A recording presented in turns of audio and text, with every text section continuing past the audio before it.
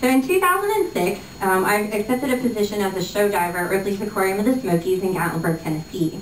Now the job's main purpose is to put on shows just to kind of entertain the public. Now these take place every hour on the hour, averaging about 3 to 6 dives per day. That's per diver. They last about 10 minutes long, and they alternate between 2 different locations. Coral Reef, which houses over 100 species of Indo-Pacific reef fish, and Stingray Bay. Our Stingray Bay is an 86,000-gallon exhibit. It's 12 to 15 feet deep. It houses 5 species of stingrays and 6 species of sharks, totaling about 80 animals. Divers feed the stingrays a mixture of squid, clam, shrimp, and several different kinds of fish.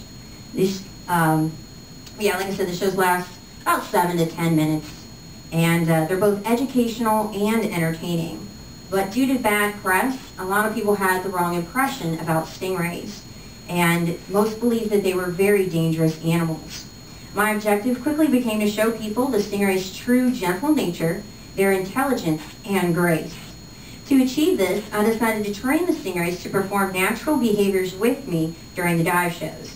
Guests would then see a diver and a stingray interacting peacefully, and they'd also see that stingrays are intelligent enough to be trained. And everybody knows that when you see a trained animal, no matter what animal it is, that animal instantly becomes adorable. All right, closer look at the inhabitants of Stingray Bay. We have spotted eagle rays, cownose rays, southern stingrays, 1 rough-tailed stingray, and 1 bullnose ray, about 50 stingrays total. The sharks are bonnet heads, leopard sharks, Arabian bamboo, white-spotted bamboo. We have 1 brown-banded bamboo shark and 1 epaulet shark. So that's about 30 sharks total.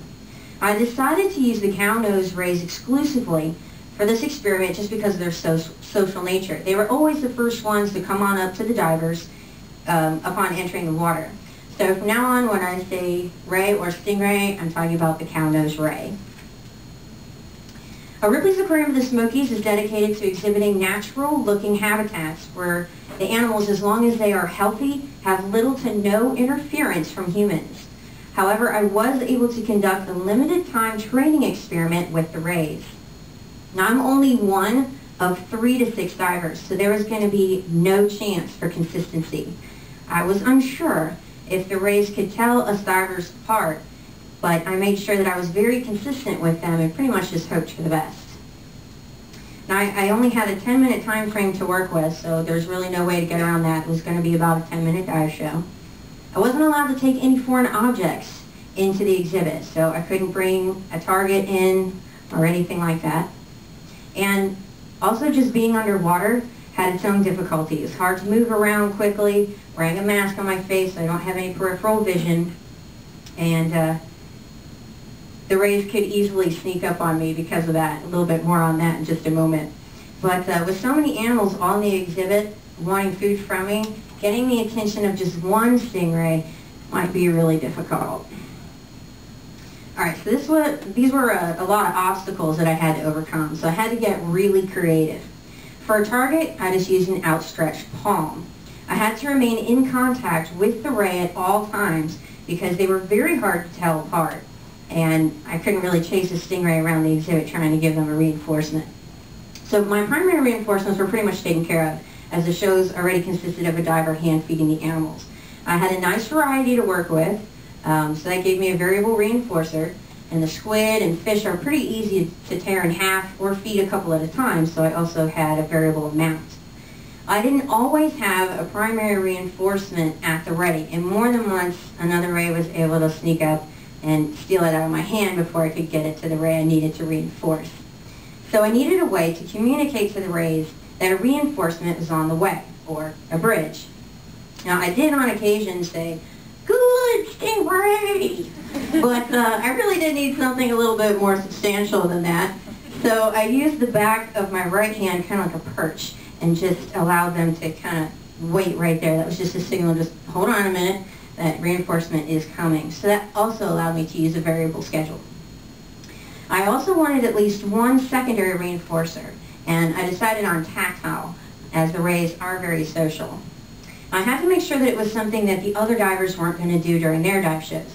So I made a very specific rub down and just kind of created a little bit of a lap for them. Kind of gave protection from the other rays trying to come up and chase them off. All right, I've got a short video here that will show a demonstration of the station, the bridge, and the reinforcement. Here we go. Station.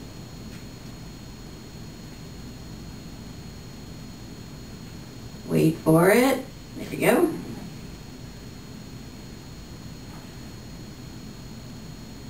And a nice big rub down.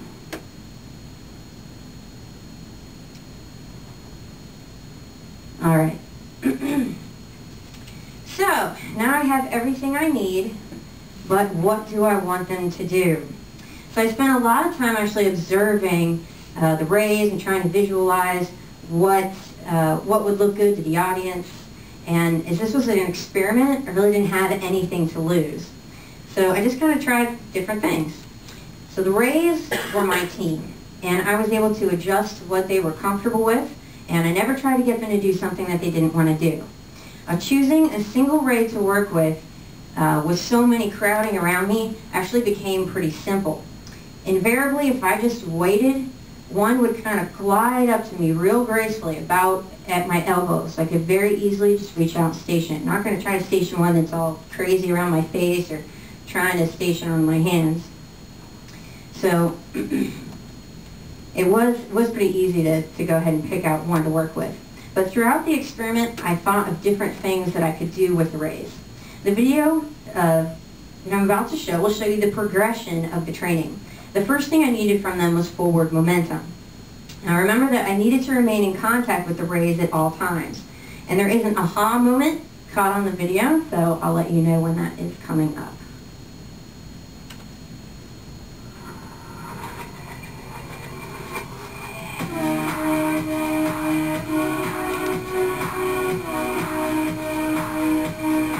Definitely, some of them learned a bit faster than others,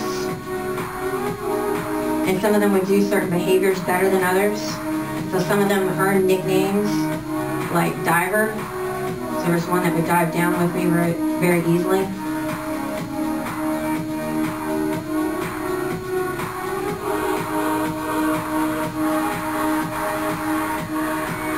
As you can see, all of them kind of want to get in on it.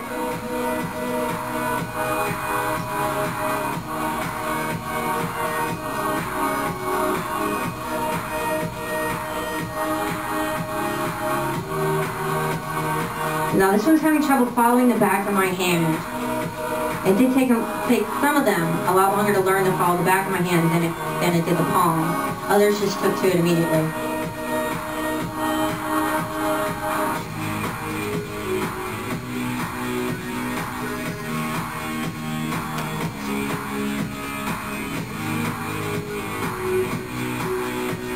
All the way up to the surface, his head did come out of the water. Still having trouble following the back of my hand though. He won't dive down with me. Okay, here comes the aha moment. He's good. He went to my elbow. Still not quite sure. And down we go. He finally follows the back of my hand.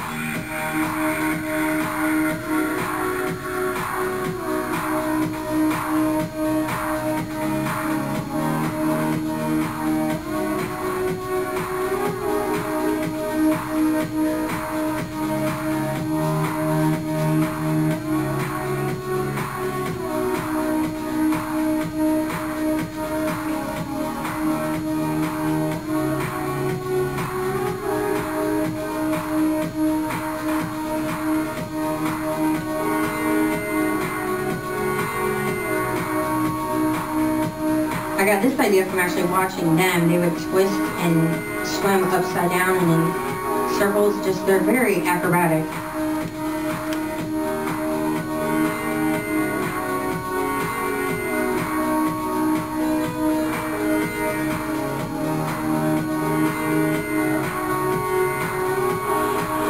Okay, now we got to make them look adorable.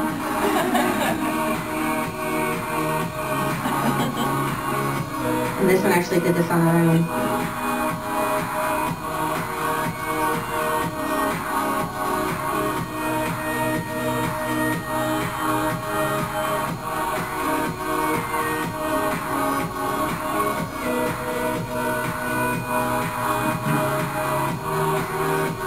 Now watch me make sure the shark didn't eat my camera. Okay, all good.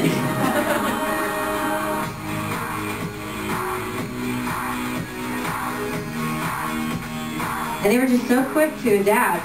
It seemed like they were actually challenging me to come up with something else to do for them. So I thought, okay. I'm going to try to transfer them back and forth between both of my hands.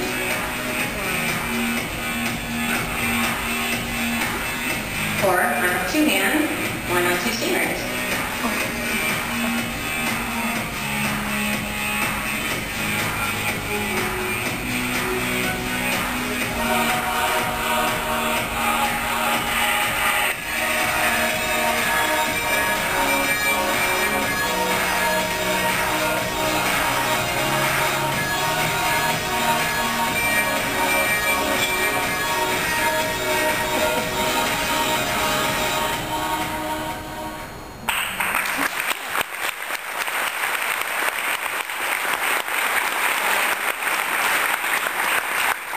Thank you.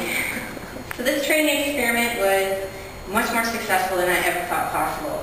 Stingrays can be trained in a multi-species environment by one trainer. The rays learned very quickly and they retained what they had learned even after I had a week-long absence.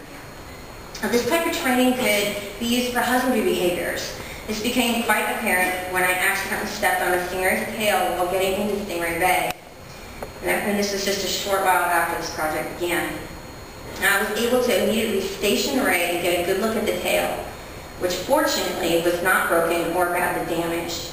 Without this training, the ray would have had to have been restrained, causing further stress. Other husbandry behaviors could be trained, such as voluntary bar clippings, blood draws, and sonograms. The training definitely helped people see stingrays in a positive light. I had several guests come up to me mentioning they had no idea that a stingray could be trained, or they were very surprised that the stingrays were swimming with me and not harming me. Now, enrichment is very important for animals in captivity, but it's also very important for people working with animals. Zero enrichment can lead to employees just kind of doing the job mechanically and not really having their hearts in it and giving the animals the care they deserve. Now, some facilities have interactive programs where guests can enter shallow pools with stingrays. A guest could be allowed to station a stingray for a photo opportunity or to give them other appropriate cues.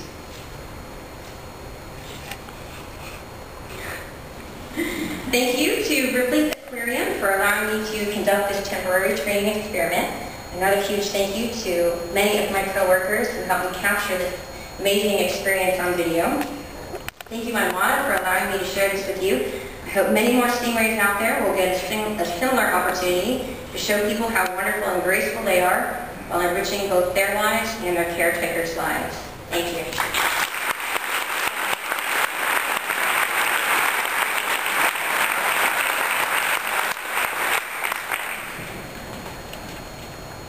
Do we have any questions? Wow. We have two over here.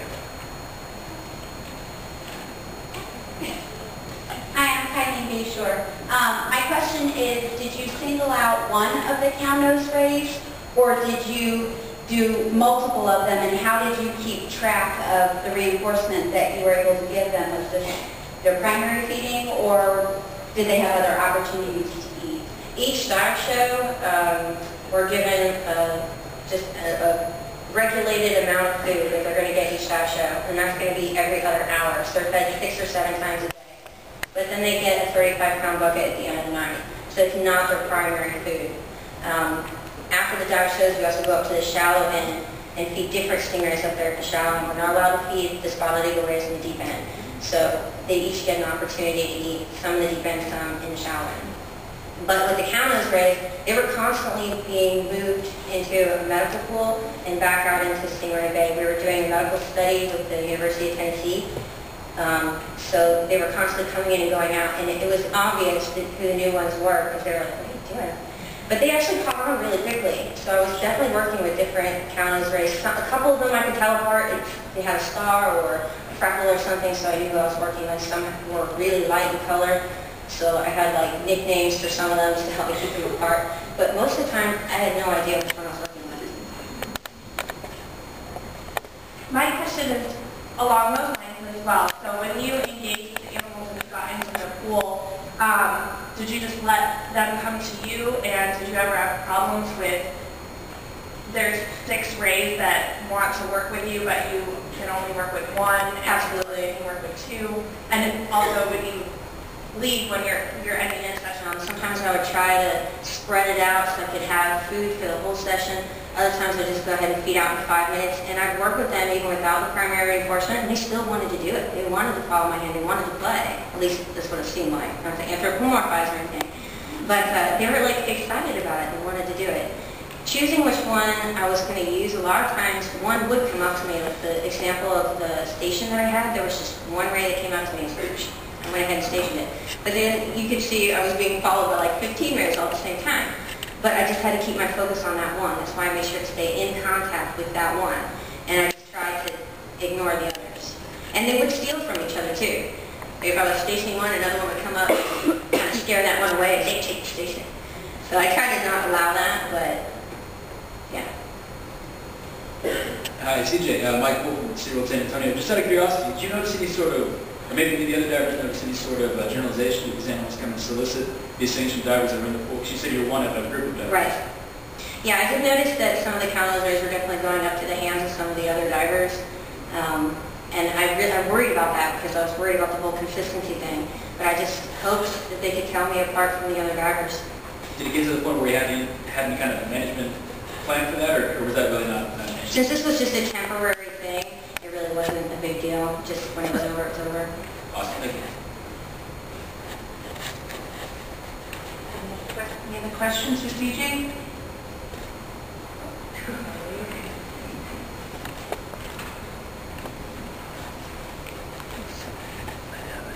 My name's Ricky. I'm from Marineland, Florida. I have Thriller on my iPod. I was curious if you could dance for us.